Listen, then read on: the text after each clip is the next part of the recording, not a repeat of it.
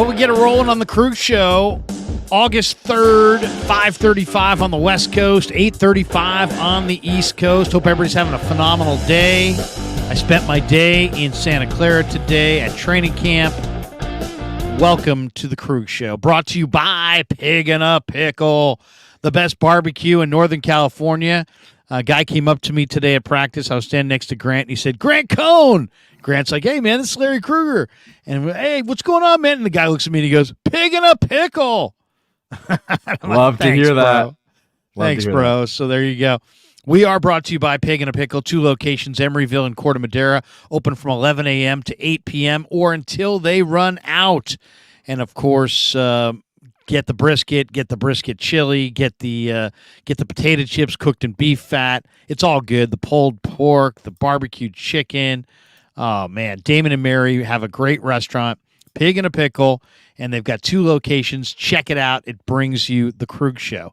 We're also brought to you by New York Style Italian Sausage Company and, bottom of the screen, Marin Autoglass, 415-883-3030.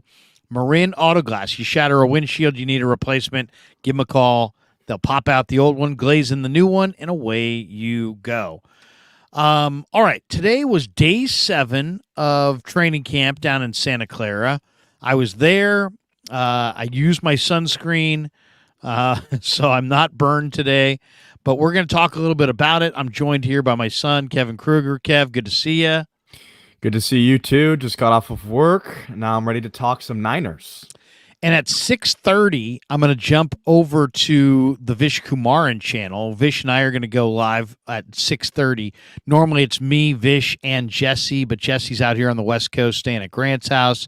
So I don't think Jesse's going to join us tonight, but it will be me and Vish on the Vish Kumaran channel at 6:30. But between now and then, we're going to talk a little Niners on the Krug Show, and feel free to jump into the chat and say what you got to say. All right, Kev, I'm going to let you serve. I'm going to let you direct what direction you want to go. I think we should start off at the running back position. Okay.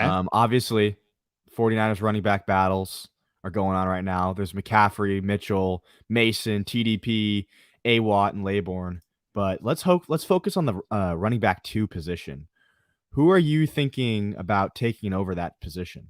Who's going to take that slot? Well, on the surface, it's CMC is your number one, right? He's your star back. He's your number one back, and then nobody would question that. And then last year, it's been Elijah Mitchell, and the way Shanahan has used his backs, he starts with McCaffrey, and then he likes to finish with Mitchell. Why? Because Mitchell never fumbles, and he runs really efficiently between the tackles. He's a great finisher. But Elijah Mitchell has dealt with several injuries throughout his 2 NFL seasons. And now, according to the report I'm reading, he's expected to miss over a week with an abductor strain, which I believe is some form of a groin issue. I believe your abductor is in your leg groin area.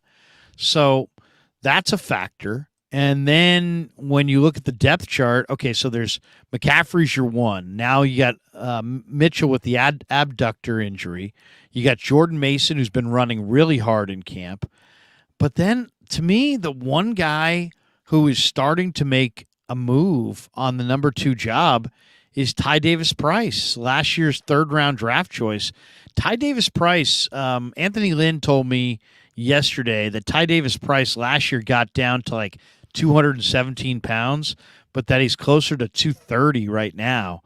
And he got to the edge today on the 49er defense. He also had a number of really decisive, powerful cuts running between the tackles, and he looks like a number 1 back. So there's a chance, and don't sleep on Ronald Awatt and Kalen Laybourne. Awatt had a couple nice runs today. Laybourne had a couple nice runs today. I mentioned to Anthony Lynn that I really like the undrafted rookie running backs. He said, you like them now. You're going to like them more in the next few weeks because wait till you see these guys in the preseason. And I said, yeah, no, I know. Awatt can really catch it. Laborn's really powerful in the lower body. They're just loaded at running back. Jordan Mason looks really good. Mitchell looks fast, at least until this injury. But I'm going to go with Ty Davis Price. I think Ty Davis Price. Chris Forrester said he's working hard. John Lynch said he was in the locker room the other morning at like 6:00 in the morning. He said nobody else was there except for Ty Davis Price. He's 6 feet, about 230 pounds. He's the LSU kids. Recruits are always elite. This guy had a phenomenal career at LSU. It took him a year to kind of adjust to the speed of the NFL, but he looks phenomenal in camp. And every day that goes by, I'm looking at him going, wait a second. This guy doesn't look 230 to me. And when you can get to the edge on the Niner defense and you're 230 pounds, you're special. And I think we're going to see it in the preseason. I think Ty Davis Price is gonna. I think he's got a great chance to emerge as that second best running back behind McCaffrey. Obviously Mitchell is a proven guy, and he's a guy that the 49ers feel really good about, and they should. But and Jordan Mason's really, an exciting player too. My goodness, Jordan Mason's really exciting. He runs hard. Only thing about Mason is Mason's put it on the carpet a couple times. He's fumbled. So, and then Laborn, don't sleep on Laborn. Laborn had a run today that was really exciting, explosive.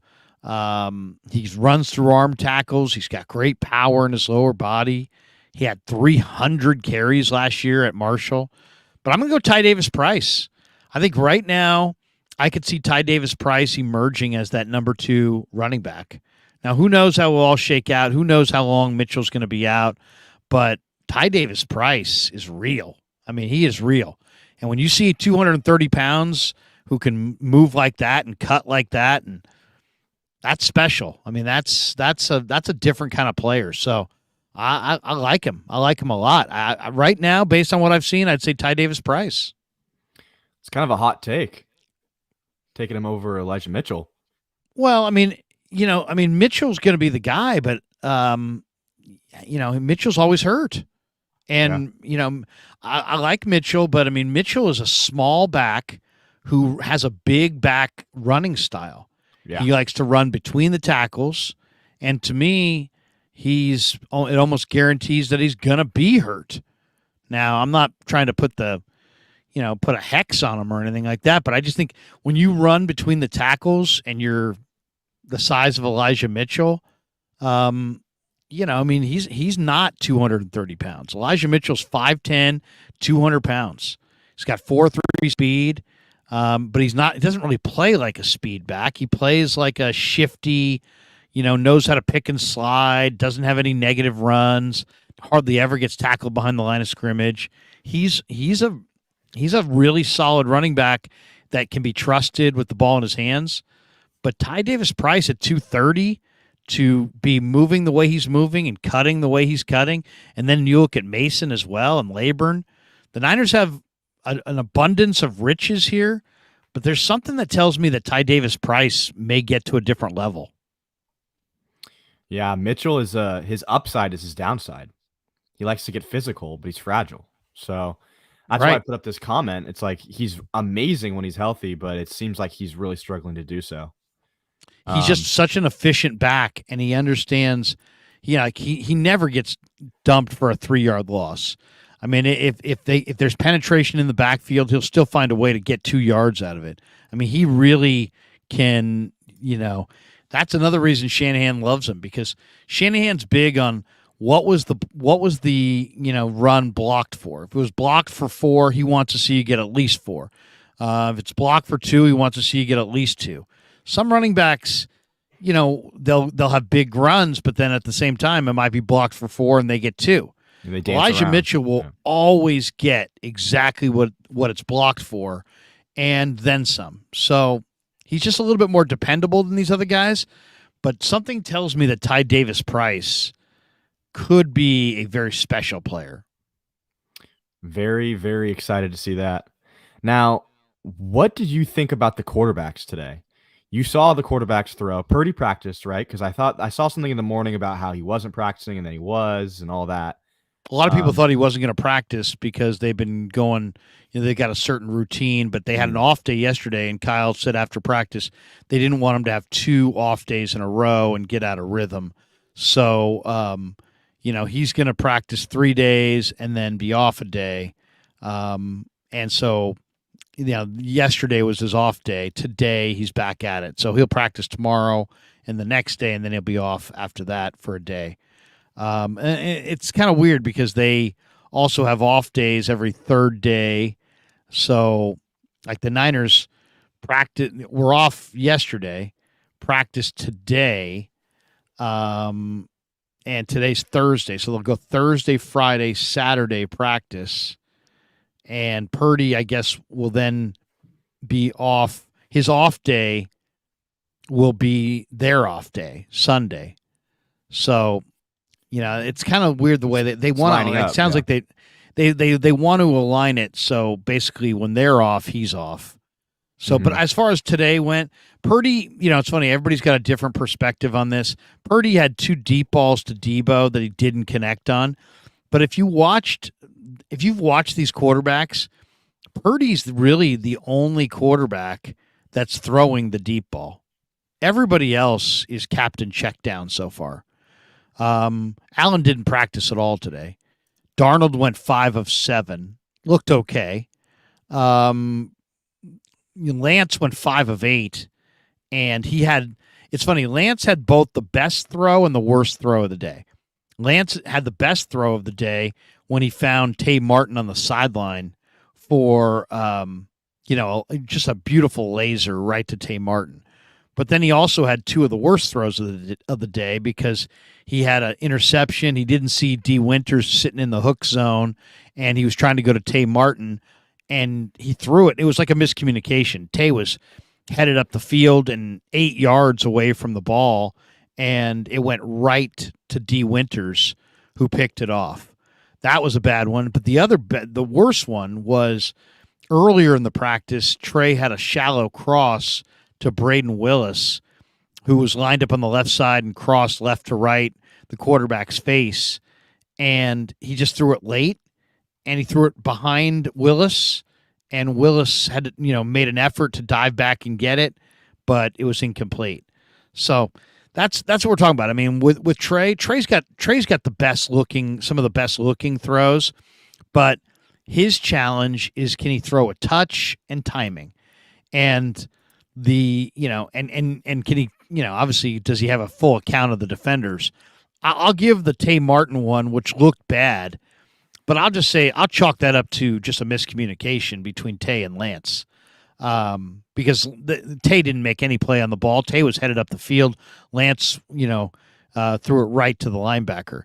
But touch and timing is going to be Trey's, challenge, and he was late on the Willis throw, and because of it, he was behind Willis. Willis made a huge effort to get it, but it fell incomplete. So Lance was 5 of 8 with a pick. Purdy was 7 of 10. Darnold was 5 of 7. Allen didn't play. Purdy was the best quarterback today.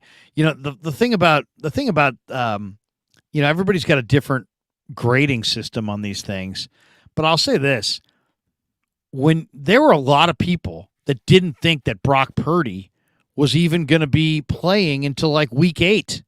And now here Yeah. he is in Week 4. practice, and he's a full go. Shanahan says the injury, he's now beyond the injury, and he just completed 70% of his passes, months before some people thought he was even going to play against the number 1 defense in the NFL.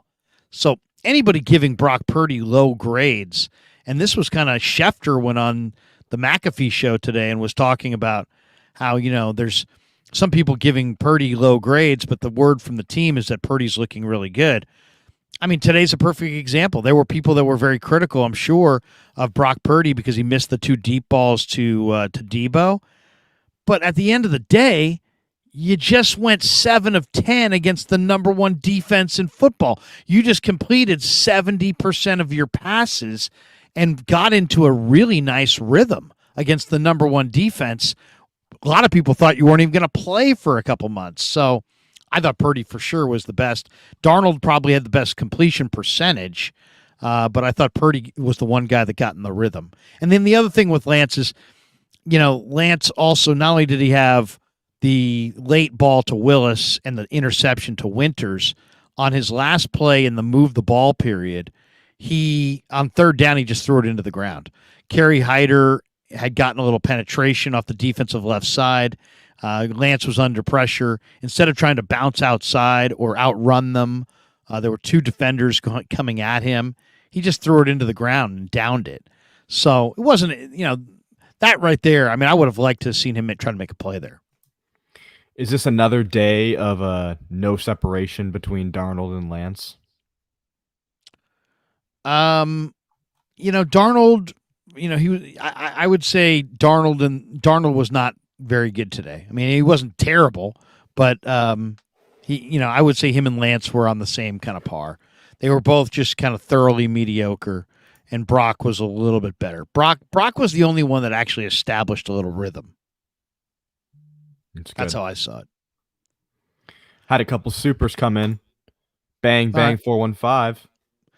Defense might not allow a single point all season. Yeah, I don't know about that. That would be incredible. 17 shutouts. Be the greatest defense in the history of all time. Crazy. But Kinlaw's playing well. I'll say that about Kinlaw. Kinlaw looks good. He's playing well. The linebacking depth is good. There's some young DBs who are starting to blossom. There's a lot to like about this defense for sure. Cameron Clark says, "You the man, Krug. Appreciate your hard work. You're lazy, Larry. I love you, boy, but you're fucking lazy." Thank you, Cameron. Appreciate the super, bro. All right, Kev, what's the next topic?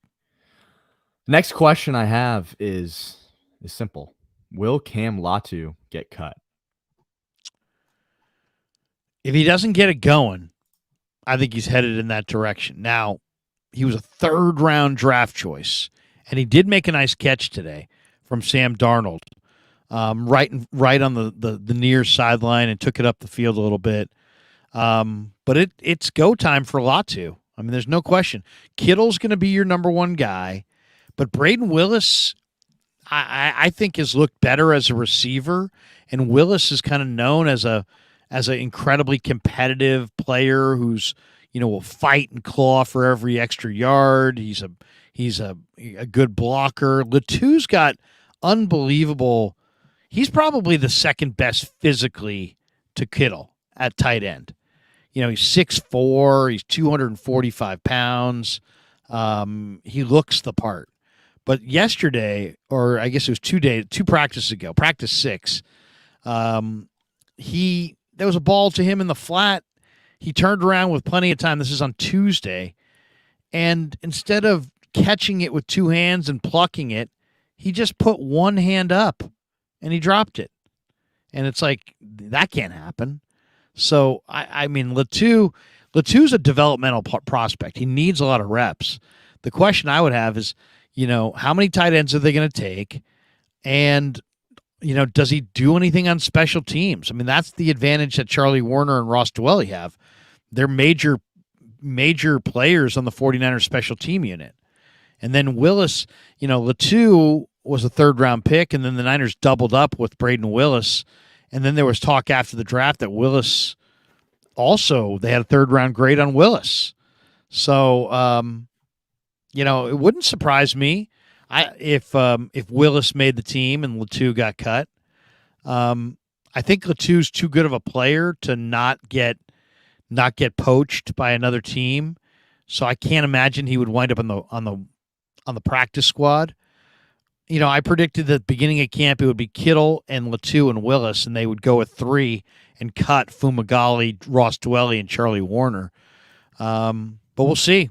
We'll see. He's going to have to show that he's a better receiver than Ross Dwelley and a better blocker than Charlie Warner. And if he proves that, then they'll go with the 2 rookie tight ends. But, It could be Kittle and Warner and Willis. It could be Kittle and Willis and Dwelly. The Warner's the block, more of a blocker. Dwelly's more of a receiver. But Braden Willis gives you a little bit of both.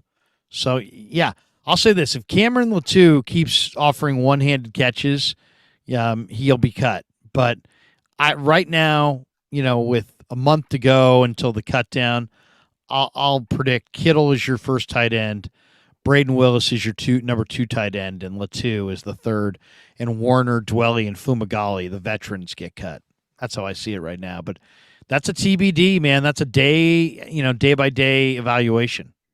Yeah, I could see Dwelly going too. He does have a $700,000 dead cap. So if he gets cut, that can be spread over 2 seasons, but they'd have to pay him that money for sure. Yeah, which is a factor. It's a factor. And then the other thing, Brian Schneider is the special team coach. The Niners have committed to, trying to have a good special teams. And how do you do that? By keeping guys on the roster who excel on special teams. So Dwelly and Charlie Warner are key cogs in the special team unit. If Latou doesn't really show something in the preseason, they could prioritize special teams with that third tight end spot and cut Latou. So we'll see. It's a competitive situation for sure. And Braden Willis, I mean, you love him. I love him. It seems like they love him. You interviewed Fleury yesterday, and it seemed like he had the same sentiment as well. So, well, he just basically was like, hey, Latou's got to get it going. I mean, he knows how talented he is, but he also knows how raw he is. It's Fleury's job to get him up to speed. Willis has had some good and bad moments himself. I mean, he lined up on the wrong side of the formation the other day. Kyle had to correct him. I said, "Do you sound a guy out like that, or do you just understand that his head's spinning with this offense and everything there is to know?" And he's like, "A little bit of both." So, in other words, the standard's the standard, and you got to play to George Kittle's standard, whether you're the starter or the backup. But they also a little bit understand because this offense is vast and it has a lot to learn, and the tight ends, it's a very cerebral position. 100%. Can Chris Kocurek or Kocurek? How do you say Kocurek. that? Kocurek. Yeah, Kocurek. Can Chris Kocurek save Taco Charlton's career? Well, see, that is kind of an interesting angle because, I talked to Kocurek yesterday about Taco Charlton, and it's funny. Chris has got this uncanny ability to get the best out of these defensive ends. Charles Omenihu was kind of drifting. He came here, and then he secured the bag in Kansas City. Jordan Willis had not fulfilled his potential. He came here, and then he secured the bag with the Raiders. Arden Key came here, and then he got paid in Jacksonville. Samson Ebukam came here, and then, the Colts gave him some pretty good money. Kerry Hyder has played his best ball under Chris. So Chris has a way of resuscitating the careers of underperforming defensive ends. But he's like, hey, yeah, Taco signed, went through his physical. They said Chris said that we had a conversation before practice, and that Chris told him, hey, look, if you're going to make mistakes going fast. He's wearing 77. He looks about 6'5", 265. He was the 28th pick overall in the draft by the Cowboys coming out of Michigan. And he's kind of always been thought to be kind of a guy who's, needs to be a little nastier, needs to be a little tougher, needs to be a little bit better against the run. But man, he had 2 reps yesterday or 2 days ago where he looked really good and made plays, maybe sacked the quarterback in the one-on-ones. And then we got to 11 on 11, and he sacked the quarterback and had a tackle for a loss. So Taco Charlton, has been around the block, right? He's been in Dallas, and he's been in Chicago, and he's been in Kansas City, and he's been in Pittsburgh, and he's been in Miami. So, you could say that, he's a journeyman at this point, but he's a talented journeyman who's 6'5", 265, fast. And a lot of those traits that made him a first-round pick, he demonstrated day one with the Niners.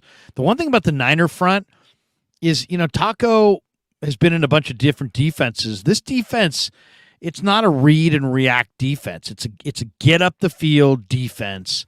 Go hunt the quarterback. It's a wide nine, penetrating, one gap, get up the field. Really, really simple.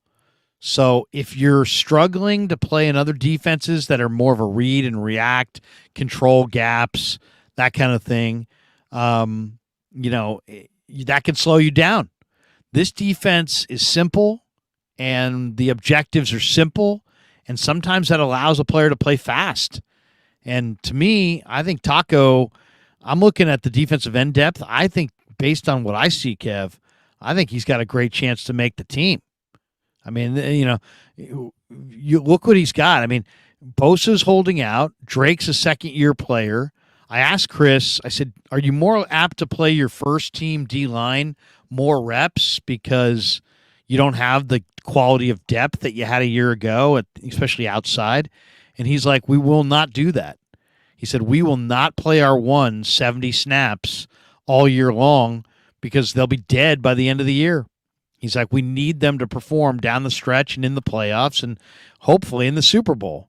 So we're not going to burn them out with 70 snaps a game. So that means that the backup D linemen, Kevin Givens, Javon Kinlaw, Kerry Hyder, Robert Beal if he makes the team, Austin Bryant, T.Y. McGill, Kalia Davis, Spencer Wagee, Marlon Davidson, Alex Barrett, Taco Charlton, Daryl Johnson. These guys in the preseason and in the regular season are going to get run. And so they better find some guys because I'll tell you, I don't like what I see out of Daryl Johnson. Barrett's been a practice squad guy for a couple years. That may be where he tops out. He's got great motor, but he's not an ideal size. Austin Bryant's got skinny little legs. Kerry Hyder is probably more of a last defensive lineman kind of a guy on your unit who's high motor, but is probably more of a tackle. Beal is a freaky athlete, but he didn't have an incredible resume of awesome production at Georgia, so he's a little bit of a projection. Cleveland Farrell just is like, I don't see it. I just don't see it. He's not explosive. I don't see special traits there at all. Drake Jackson is primed for a big year, and obviously Bosa's Bosa.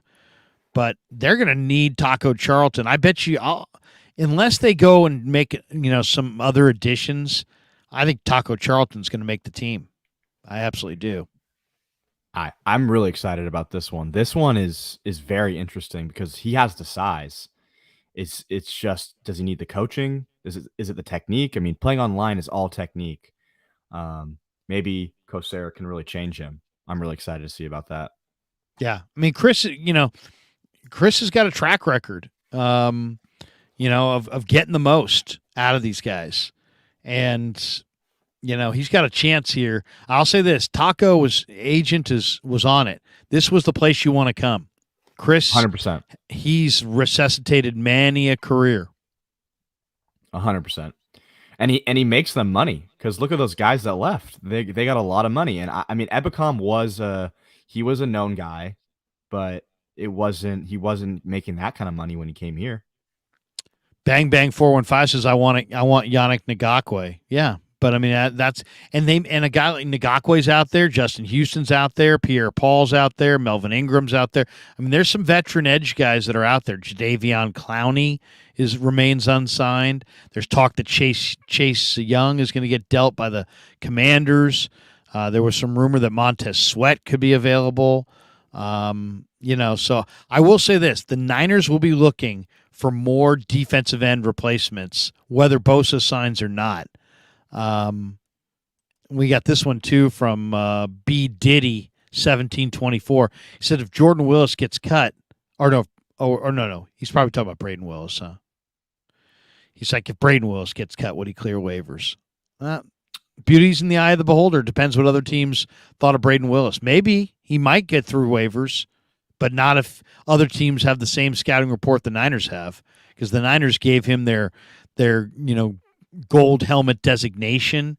So they love Braden Willis. And if there's another team out there, that's the thing. That's the one thing about the cut down you just don't know. You don't know what personnel department loved a certain player, and they would have taken him. Like, Braden Willis went late, so a bunch of teams passed over him, and he doesn't have prototypical size.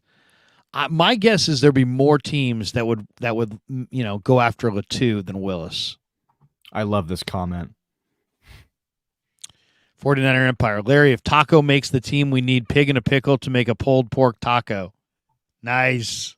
Yes. I can talk to Damon and Mary. Can we have a Taco Charlton pulled pork taco? Yeah, maybe we do a Taco Charlton collab and then go to Pig in a Pickle and make tacos. Little secret menu item. That'd be sick. All right, well, I think we should move on to number 5. How do you see this linebacker competition going? It's fierce. I mean, there's all kinds of guys here. I mean, I think they're going to keep 6. So you got Greenlaw, you got Fred Warner. I think those are the guys that are locks. I think Marcelino's a burgeoning star. So I got him as a lock. And then D. Winters is coming on. Jalen Graham looks great. So I think there's a very good chance you got Greenlaw, Warner, Marcelino, Winters, and Graham. Is that 6 right there? No, that's 5. And then it comes down to Oren Burks, Demetrius Flanagan-Fowles, and Curtis Robinson, and Kiyava Tizino for one spot. And I know everybody would say, "Oh, it's going to go to Burks." They'll cut Flanagan-Fowles and Curtis Robinson, but Curtis Robinson continues to make plays. He's a big-time special team guy himself, and he's really smart, and he's a lot cheaper, I believe, than Oren Burks. So I would not be surprised if the Niners traded either Flanagan-Fowles or Oren Burks at the cut down for a day 3 pick in the 2024 draft. Just because they're so loaded at linebacker. You're going to cut D. Winters the way he's playing right now. You're going to cut Jalen Graham the way he's practicing. Maybe. The preseason is going to determine a lot. But Winters, McCrary, Ball, and Graham, to me, are likely to make the team. And we know Greenlaw and Warner are going to make the team. So that's 5 right there. So that means you got, 4 linebackers competing for what, 1 spot? My guess is they'll go with Curtis Robinson or Flanagan-Fowles and trade Burks. Because teams, like a team like the Raiders, if Oren Burks was on the Raiders, Oren Burks would start. He'd start on the Raiders. There. They have Davine Diablo and who's not bad, but I mean the rest of that linebacking core for the Raiders is decrepit. I mean, once they see the 49ers linebackers practicing face to face, they're going to be like, "Hey, John, who do you want off our roster? Yeah. We'll take Flanagan-Fowles. We'll take Burks. We'll give you a day 3 pick, or who do you want on our team?" I mean, I could say this. I could definitely see the Raiders come knocking for one of the Niner linebackers, just because the Niners have so many good linebackers. And I saw Keena Turner today, Kev, and Keena's like, I said, "Keena, these linebackers are just phenomenal." And he goes, "I agree." And Keena knows a thing or two about linebackers, and he quickly touted Johnny Holland, the linebacker coach. He's like, "Johnny Holland's got a great eye for linebacker talent." So he must, right? Because look at the players the Niners have drafted at linebacker, and look where they've drafted them. Fred was a 3rd-round pick. Greenlaw was a 5th-round pick. Flanagan-Fowles was a free agent, undrafted college player. D. Winters went in the 6th round. Curtis Robinson was a street free agent. Oren Burks was a free agent. Marcelino was a college free agent. Jalen Graham was a 7th-round pick. I mean, the Niners have arguably the deepest and best linebacking core in the game, and they didn't even use a 1st or 2nd-round pick on any of the guys. That's pretty amazing. Yeah, they haven't drafted a linebacker early since they drafted that guy from Bama. Reuben Foster. Reuben Foster, right? Yeah. So yeah, they've done a great job. And if you want to know who the Raiders linebackers are, their other starting linebacker is Robert Spillane. They also have Darius Harris and Luke Masterson. So they don't got a lot of guys there. But I mean, that's the witness protection program. Going back to Jalen Graham, I really like Jalen Graham, but I think there's a possibility he gets cut just because of the fact that they have some more senior guys that they might not want to let go of, like Oren Burks, Curtis Robinson. I That have know, but I mean, bigger if roles I on were the team. Niners, I wouldn't do that. I'd rather cut the veterans and go with the youth because I think Jalen Graham's good. I mean, Jalen Graham, he really is fantastic. If you watch him in the drills and look at him at practice, I mean, I can see why Scott McLuhan likes him. They're gonna have to make a tough decision though. So someone that we like is gonna go. Yeah. And it's gonna be one of these linebackers for sure. Now we actually got a little bit of camp film today from you asking some questions, right? You Yeah. interviewed some guys.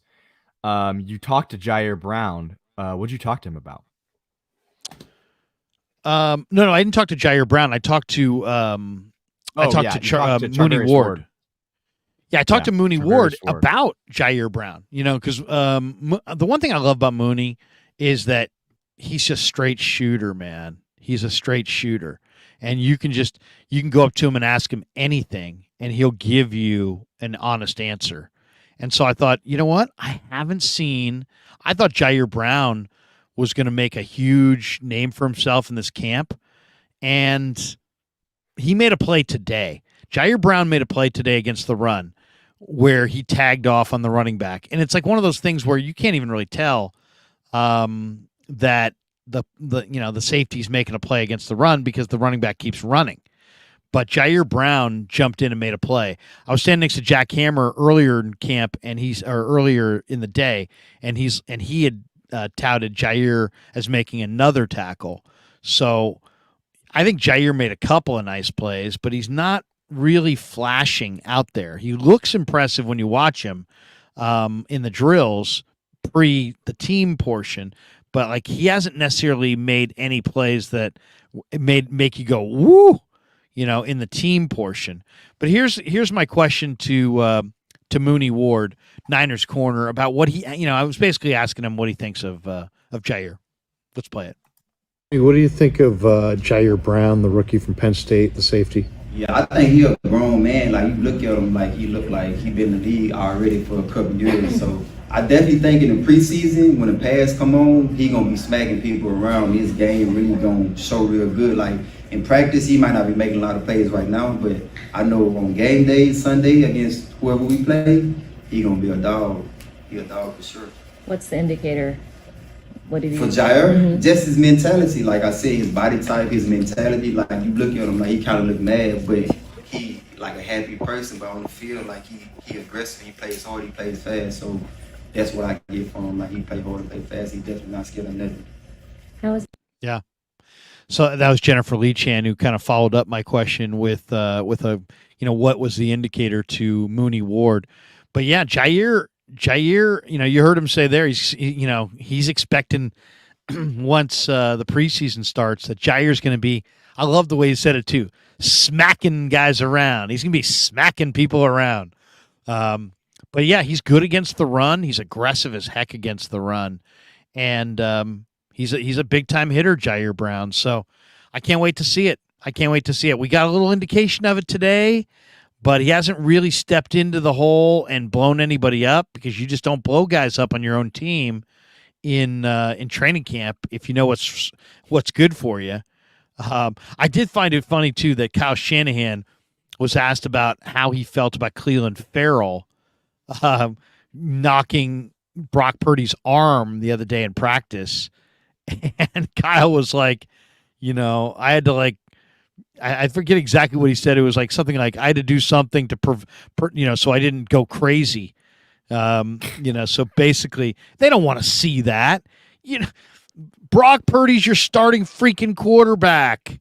He probably had a heart attack. How hard is it to, and then Kyle said he talks to the defensive players about it every day.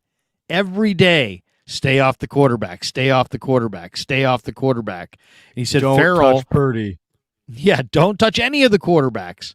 He's like, Kyle's like, hey, they're going in there with their hands and they try to pull back at the last second, but it was it was like, dude, what are you thinking? And he's like, and he goes something like, I had to do this to prevent from getting, mad. It was kind of a funny quote from Shanahan, but he was serious.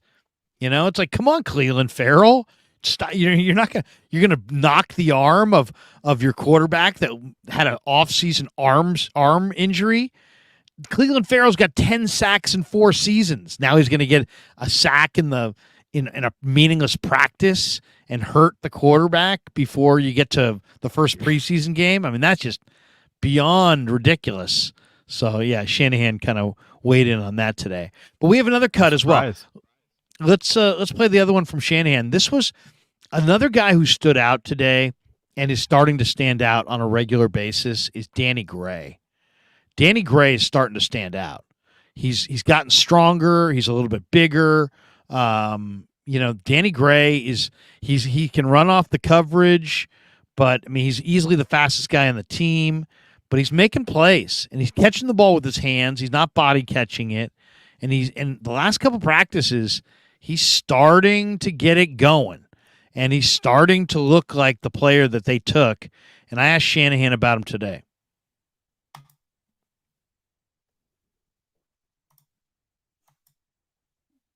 Today, what do you? Oh, I'm sorry. Kyle, Danny Gray made a couple plays today. What are you seeing from him in this camp so far? I think he's having a real good camp. He put the work in phase 1, 2, and 3. Was able to get through OTAs, working hard and not having an injury. And he obviously spent the 40 days away well because he's catching the ball well. He's in real good shape, and he's been out there very consistently. And the ball came his way a little more today. Yeah. So yeah, I think he either caught 2 balls or 3 balls today, and you heard Kyle there kind of talking about the fact that Danny, is putting in the work. And, this is a great receiving core. But, how many times, not that I don't want to see Debo, not that I don't want to see Ayuk, okay? Those guys are great, and they're going to be great.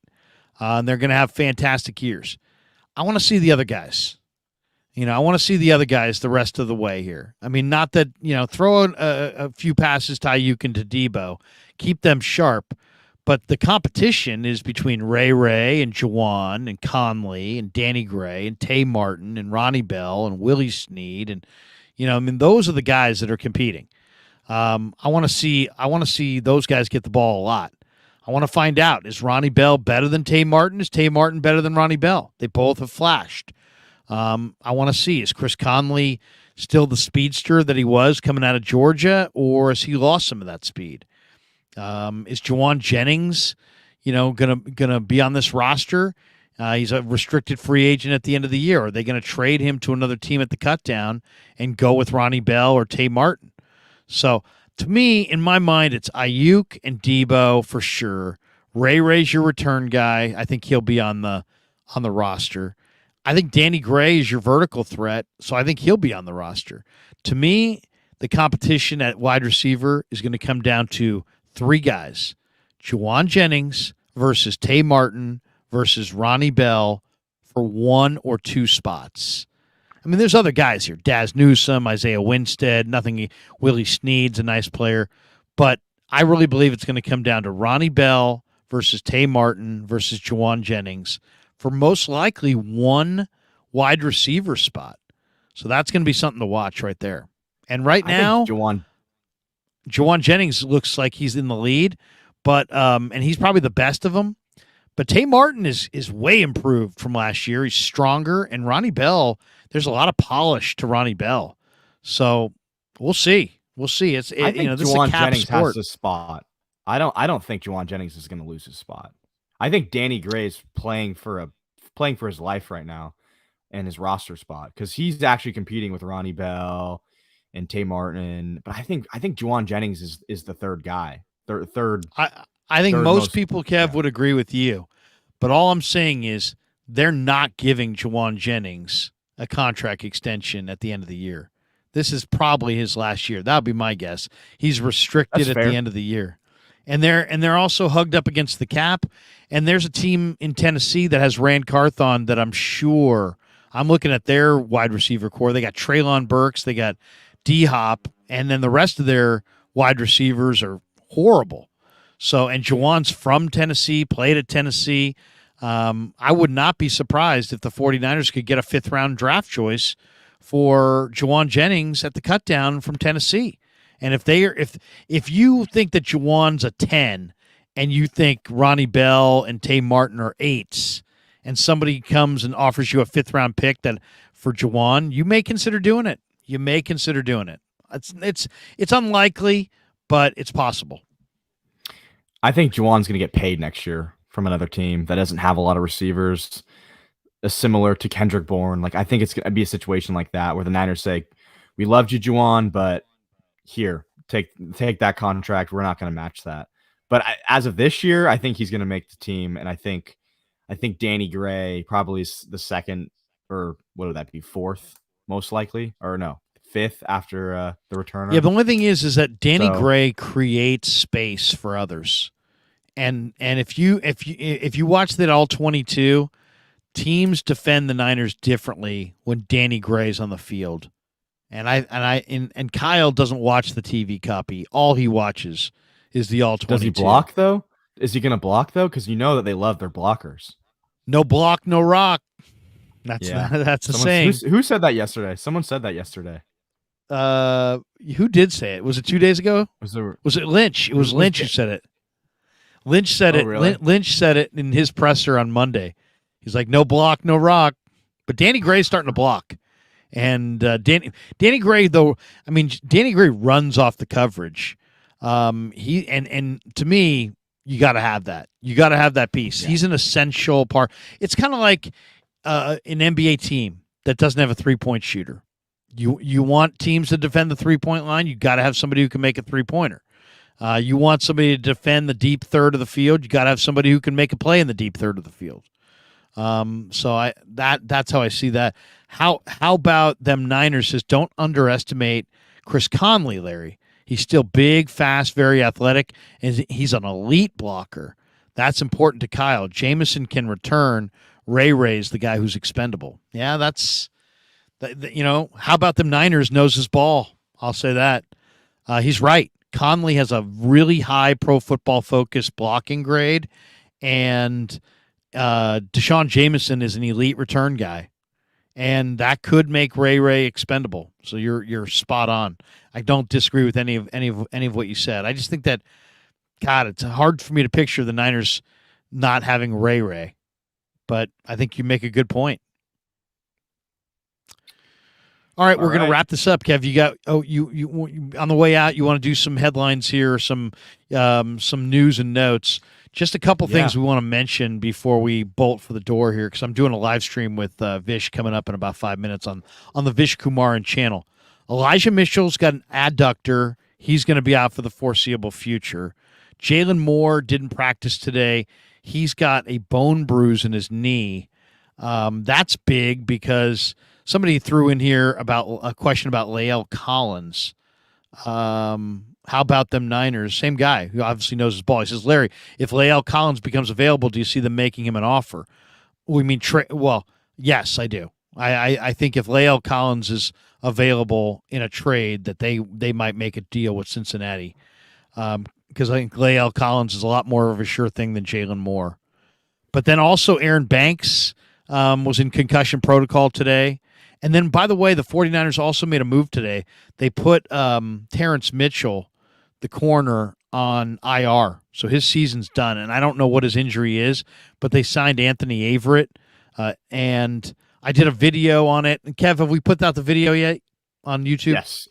Yes. So, go watch my video on Anthony Averett. He ran 4.36 coming out of Bama. His uncle is Bryant McKinney. He's played with the Ravens and the Raiders. He's lacks some strength, but Anthony Averett can really run. Dreamed of being Deion Sanders as a kid, patterns his game after Patrick Peterson. Anyway, they signed Averett to the 90-man today. And we'll tell you what he looks like tomorrow at practice. I'm sure we'll see him. He's got 3 career interceptions, and he's got tons of speed. So, I like the 4.36 speed. I mean, you got 4.36, and he's got man-to-man cover ability. He's really quick. So, we shall see on Averett. He's a guy to watch, though.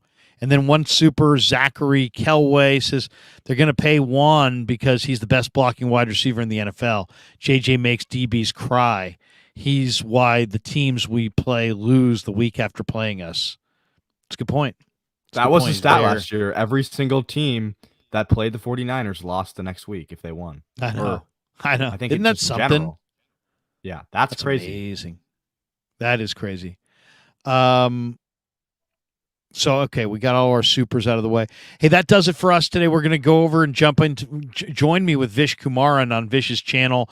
We're going to do a whole live stream with Vish. Normally it's me, Vish, and Jesse, but Jesse's out here on the West Coast staying at Grant's house, so I don't think he wants to stream from Grant's house for 3 hours with me and Vish tonight. So we'll rekindle next week on my channel, the three of us. But tonight, about 5 minutes from now, join me on the Vish Kumaran channel, and me and Vish will be chopping it up. Also, thanks to all you guys, we're at 20,868 subs.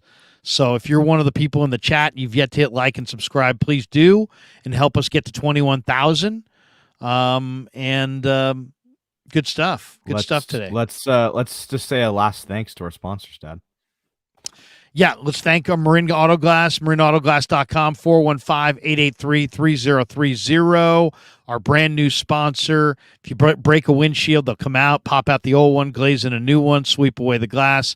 And Saeed, the owner of Marin Auto Glass, a good friend of mine, check him out, marinautoglass.com.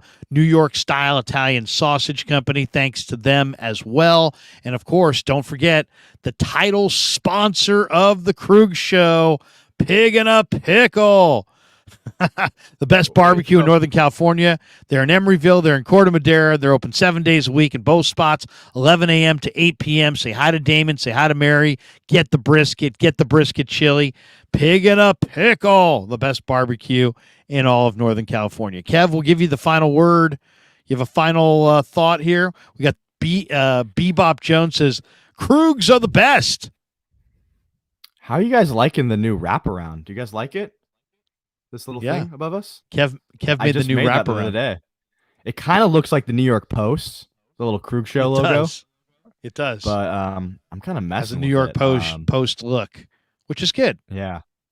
Yeah, I kind of like it. And thanks to everyone who complained about the mic, because now we have a new mic and our content's even better now. So that's right. I'm using a little mic that I clip on, a little what would you call that mic, Kev? It's a lav mic, lavalier. Kind of a lavalier mic. And so when I'm doing reports in the stadium, and the planes are flying over, it kind of shields the plane noise from you guys. So hopefully you guys are enjoying that. And we'll be back at camp tomorrow. And we'll do a camp preview. Watch the Instagram tonight. There's gonna be like probably 5 or 6 posts on the Instagram tonight. As far as TikToks and those kinds of things. Yeah. And I'll tweet some of those out as well.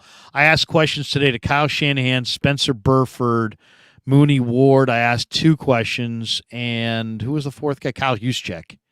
So we'll put those TikToks out later and we'll tweet them out as well. I love those TikToks, Kev. They look great, man. Yeah. Elias Soto says, well done, little Krug. Thanks, man. Just trying my best. I'm trying my best. Third string All-Pro. Isn't he the guy who told us about the mic? He says a little constructive criticism always helps.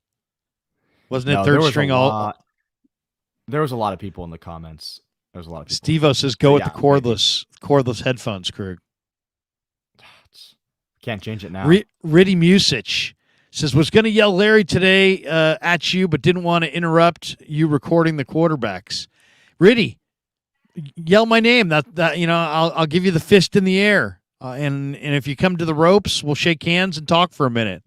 We also mute the audio, so we have. Yeah, we mute the audio anyway because it's because we can't put that stuff out. Join me right now on the Vish Kumaran channel. Kev, good stuff. Thanks to everybody. We're going to run one commercial here, and then we will get out on the Krug Show. Here is what Pig and a Pickle looks like in Marin.